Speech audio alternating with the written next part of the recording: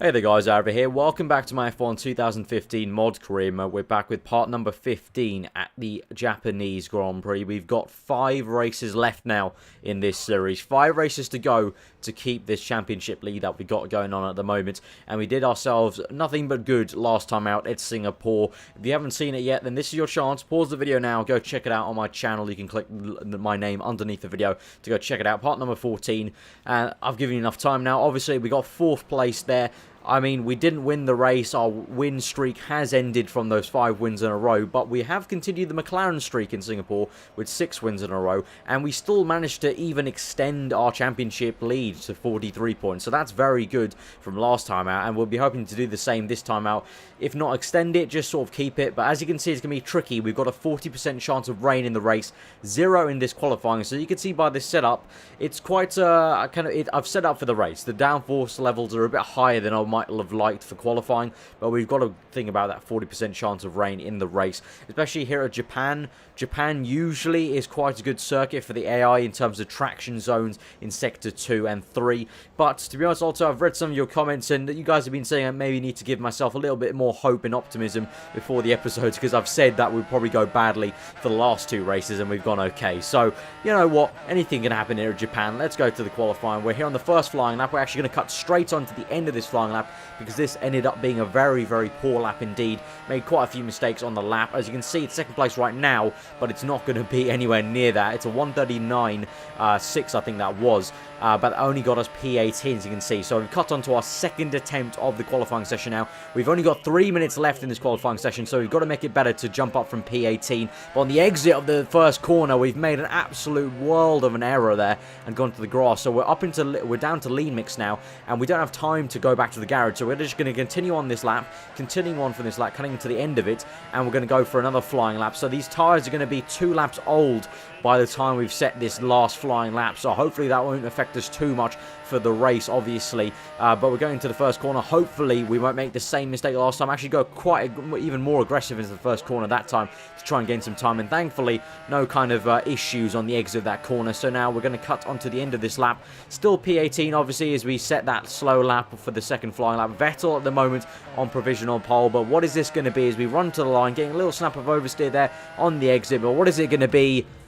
Only P11. Oh my god, that is very, very disappointing. P11 only, 1 second back from Sebastian Vettel.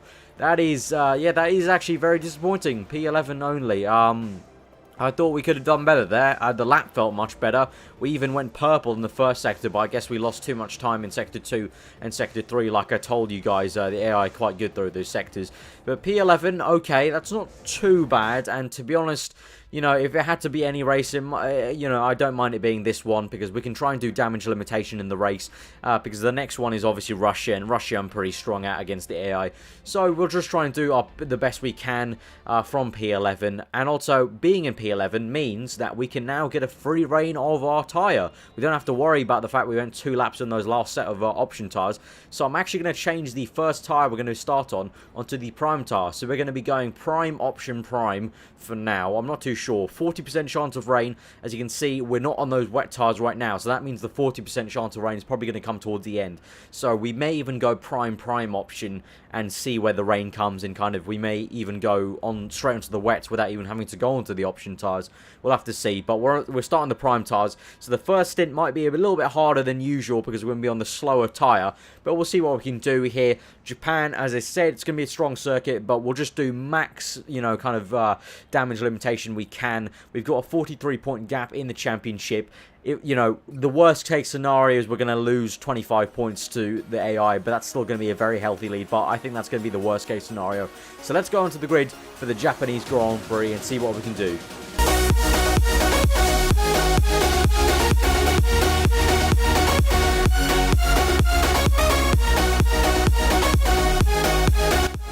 So it's time for the Japanese Grand Prix. Here we lie in P11 on our orange wall hard tyres. We have to make it a very good first stint to make the race strategy work. 5 red lights, and we are off. We're bogging down a little bit there You can hear it, probably the tyres screeching there, heating up there on the hood. And Grosjean's completely gone around my outside on the right-hand side. Looks like a Red Bull and a Sauber trying to go around my left, and they actually do. Danica Fiat and Marcus Ericsson there mug me on the exit of turn 1. Grosjean's done the same on the right-hand side.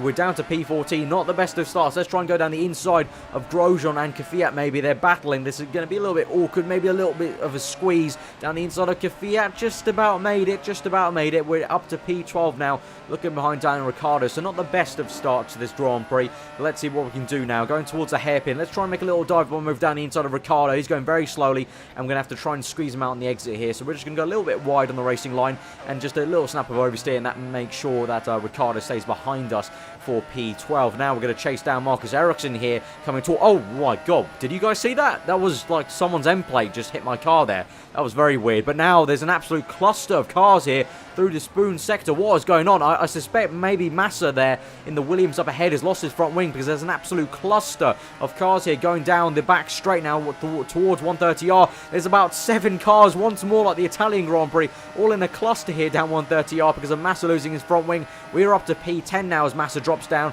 Let's try and maybe get a move on Ericsson, maybe going to the chicane as he tries to look at the Williams and Bottas. We go down both of them into the chicane, and we've got up to P8. What a move there. And we're up to P8 now on the back of Nico Hulkenberg and his Force India, down to standard mix as we've actually got -3. So once again, you know, there's been a trend here now in this career mode that McLaren have been under-fueling my car. I'm not complaining. It might help me during all these races, but it does mean I have to constantly try and save fuel at some parts of the race. But now, cutting onto lap 5 now, we're going to try and overtake Nico Hulkenberg, who's been squeezed out by the Sauber ahead of him. I think that's a Sauber. Yeah, Sauber of Felipe Nasr. We get him on the exit towards the main straight, but he's got DRS. For some strange reason. I'm pretty sure I was meant to have DRS, but never mind. He's overtaken us, but we're going to come right back at him into turn 1, make the dive bomb move, scare him off the circuit a little bit, go really tight on the apex, so we get 7th place back from him, squeeze him out on the exit, and Bob's your uncle up to 7th place. That's a great job there to get up to P7. Now, 2 laps later, onto 1 lap later, onto lap 5, actually, we're going to try and make a cheeky move down the inside of Nasr, and we've actually going to make it stick. Very nice move there on Felipe Nasr. Really pounded down into the braking zone and got that place done. Up to P6 now. And our next target is our man Fernando Alonso, our teammate. It's taken us 2 laps to catch up to him. But now we're going through the S section here. All about momentum swinging here. No braking done in that sector. And we've really closed up to Fernando Alonso. Can we get him into Lesmo 1? Let's see. Down the inside of Lesmo 1. Still side by side for Fernando Alonso. Still side by side in Lesmo 2. And just get him on the exit there. Great battling with Fernando Alonso, but thankfully we've come out on top. P5 there, we've made excellent progress, and on lap 8 we're up to P5 from P11, so we've really done ourselves justice here on the race strategy. This is exactly the start we needed. So now we've got onto lap 10. As you can see, we're in first place, but that's just because we haven't pit yet. As you can see, the tyres are starting to wear out, and this is pretty much the recommended pit stop now on lap 10. So we're going to come in for another set of prime tyres, and actually as we enter the pits there, we lose a little bit of our front wing on the left-hand side of the end plate there after hitting the bollard. So a little bit silly of me, silly mistake to come into the pits. So now we're going to have to lose some time changing our front wing. But we're going to go into another set of prime tyres here instead of the options like our race strategy said, because I'm really thinking ahead for the race. 40% chance of rain. That means the rain will come around lap 17-ish, estimating it. So if we got another set of prime tyres, that will mean that we can comfortably go straight onto the wet tyres, intermediate tyres, and have to avoid going on for a third dry set. So we can just basically skip out the option tyre completely. So out onto lap 11 now. Got some nice free air in 5th place. Unfortunately though, as you can see on lap 15 here, as we come onto the split time, 14 seconds behind, nearly 15 seconds behind Hamilton. We're just not catching the top 4 really. We just didn't have enough pace on the prime tyres to catch these guys. We weren't the fastest car on track by any means. I mean, P11 in qualifying, that was a legit pace we had, only P11. And now we've got onto lap 17 now. As you can see though, people in the pits, Vettel and Hamilton have pit now for their 2nd set of dry tyres. So that is a big deal now for this race, because I'm on lap 18. You can see the weather's starting to get a bit gloomy, so I'm thinking maybe it's worth staying out. There's no point pitting for my option set. I may as well stay out, you know, try and get to this inter period and try and jump these guys, because we are about 19 seconds back behind these guys, and now I'm 1 second ahead of them. So even if we lose time to them, I think this will be an overall gain. So we're going to try and stay out. 2 laps later on lap 20. 20. Vettel's going to try and overtake me. I can't really do much. There's no point trying to defend too much because I can't really do anything, really, because he's got the pure pace on me down that straight with a higher downforce he got set up for the rain coming. And as you can see just there, a few spits of rain as we go through that chicane. So the rain is coming now. It's lap 20, so a bit later than I thought. I predicted lap 17. On lap 21, the next lap, Hamilton is coming up behind me. I lose the rear end. An absolute treat there on the exit of the spoon corner. Hamilton comes right around my outside on the left-hand side. He completely does us on the back straight with his Mercedes power unit. I'm just struggling with my tyres at the moment, but it's going to be worth it because we haven't pit yet. And, you know, if we did pit, we would have been 19 seconds back, but now we're only 1 second behind Hamilton and 2 seconds behind Vettel. And the rain is coming. The rain is coming. You can see the spits of rain. And actually, the very next lap, lap 22, you can see it's damp enough. It is damp enough, and I definitely think it's damp enough. So I'm making this call. I'm not going to let my engineer tell me what to do. I'm making this call for the team and for myself. I'm going to come in for the intermediates now. Maybe a little bit early, but I'm willing to take this gamble because it could turn out to be more than P5 then. So we're going to come in now for the intermediate tyres, and hopefully this strategy works. So down to lean mix now just to save a bit more fuel, and let's see what this does. Hopefully the team will get a good pit stop here for the Inters. No need to change the front wing this time. I haven't stupidly knocked a bit of front wing off in a bollard this time. So now on to lap 23, 3.7, standard pit stop really. We're going to go down to 6th place, I believe, because this is Bottas. There we go, down to P6. So we've lost 1 place to Bottas, but crucially, look at the amount of spray that's on our car coming off the tyres. I think this has been the best call of the race. I think this is a good call. Going through the first turn, the grip seems pretty okay. The going through these corners, the turning of the car is pretty damn good. So I think we're on the right tyre for the conditions right now, and the AI are going to be losing time. We're going to cut later on to lap 23, in fact, and we've already caught up Valtteri Bottas down the inside. Really big dive bomb move. We actually went really deep into the corner, but just look at the amount of traction Bottas is getting. Nothing compared to me, and that's why he couldn't even get me back, even though I went deep into the hairpin. This is definitely the right tyre to be on. We already overtook Bottas, and he went flying past us when we were halfway down the pit lane. So now on to lap 24, and look at that. Surprisingly, no one in the pits. The top 4 have carried on. I don't know what's going on, but this could turn out to be the best strategy call of the season, even better than Italy, because we're in P5 at the moment. For Italy was P4 or 3. This is from P5. Could we maybe get first place? I'm not too sure how far Rosberg was up, but here we are on the end of lap 24, and we've already caught up Hamilton. That is Hamilton struggling on his prime tyres. We've made an absolute world of a strategy call there. Hamilton in the pits, Vettel in the pits, I think that's Raikkonen in the pits. We're up to P2, lads, and unfortunately it doesn't look like we'll get P1. Looks like Rosberg has actually made it through, so he's lucky. It's lucky for him that he was far enough. But we're going to come through on lap 27 for P2 from P5. It seemed like a solid P5, 20 seconds back, and we've somehow magically turned it into P2. Awesome, awesome strategy. Awesome end to the race for myself. And we have really bagged ourselves a good load of points. We've got points over Hamilton, over Vettel, over Raikkonen. We've only lost 7 points to Rosberg because he gets 25, I get 18.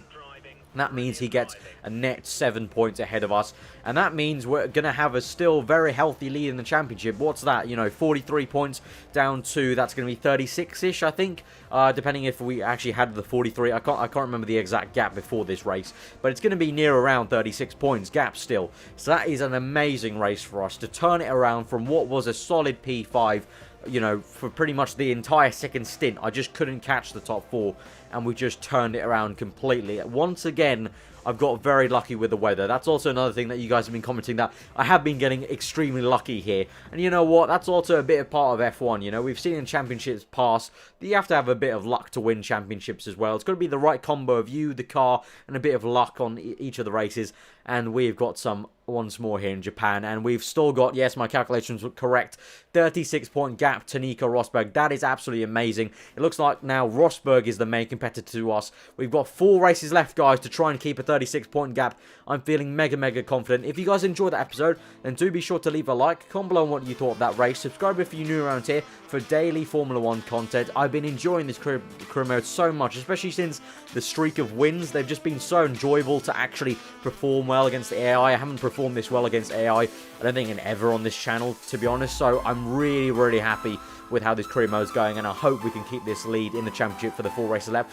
But yeah, I've been Aarava. Hope you enjoyed today. The next one will be the Russian Grand Prix. Till then, I've been Aarava. Hope you enjoyed today, and I'll see you guys next time.